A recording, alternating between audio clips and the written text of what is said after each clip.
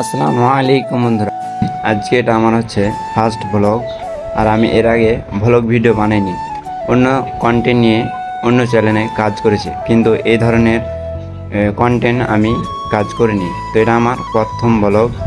আজ আমরা কিছু বন্ধু মিলে যাব আমাদের গ্রামের বিলের দিকে ঘুরতে। তো তোমরা শেষ পর্যন্ত ভিডিওটা অবশ্যই দেখতে থাকো এবং শেষে খুব মজা হবে এবং কি আমরা করব সেটা আজ তোমাদের সামনে আমি শেয়ার করব। তো ভিডিওটা স্কিপ করবেন না।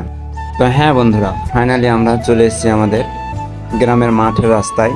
তো তোমরা দেখতে পাচ্ছ যে এটা হচ্ছে আমাদের রাস্তা, আর এ সাইডে রয়েছে জমি, এগুলো ধান ডুবেনি। আর এই সাইডে যে ধানগুলি রয়েছে তোমরা দেখতে পাচ্ছ যে কিভাবে সব ধান জলে তলিয়ে গেছে এবং এই সাইডে যে ধানগুলি রয়েছে সব ডুবে গেছে। কত কষ্ট করে আমরা কাজ করি আর সেই ধানগুলি আজ ডুবে গেল। এটা সবারই মনে দুঃখ লাগবে। আর তোমরা দেখতে পাচ্ছ যে পুরো মাঠ একদম হয়ে গেছে ডুবে, ধান সব তলিয়ে গেছে। কৃষকদের অনেক কষ্ট করে এগুলো কাজ করতে হয়, আবার এগুলি না করলে আমরা খেতে পাবো না। তো আর কি, ফাইনালি আমরা চলে আসলাম। তোমরা দেখতে পাচ্ছ যে এই ধানগুলি একদম পুরোটাই ডুবে গেছে, জলে একদম তলিয়ে গেছে। এখানে ধানের কোনো কিছু বোঝা যাচ্ছে না যে এখানে এই জমিগুলোতে ধান লাগাছিল। আর এই সাইডে দেখছো যে একটা বাড়ি রয়েছে, এখানে মাঠের রাস্তা। আর এই ভাইগুলিকে দেখছো তোমরা যে এখানে তারা কত আনন্দভাবে মাছ মারছে। দেখতে পাচ্ছ যে জাল পাতা রয়েছে, সেই জালগুলি থেকে তারা মাছ মারছে।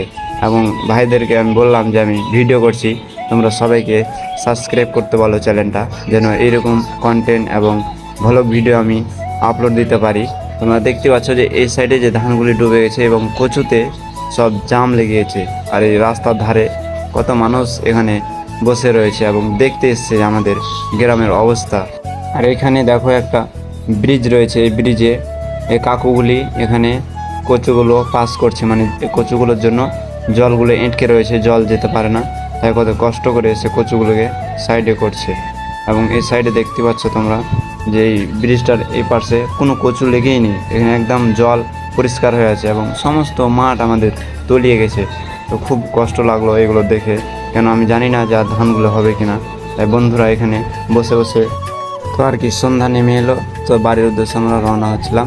তো দেখলাম যে এখানে একটা ভাই সুন্দর সুন্দর মুড়ি এবং চপ সিঙ্গড়া বিক্রি করছে, ওগুলো আমরা নিয়ে নিলাম।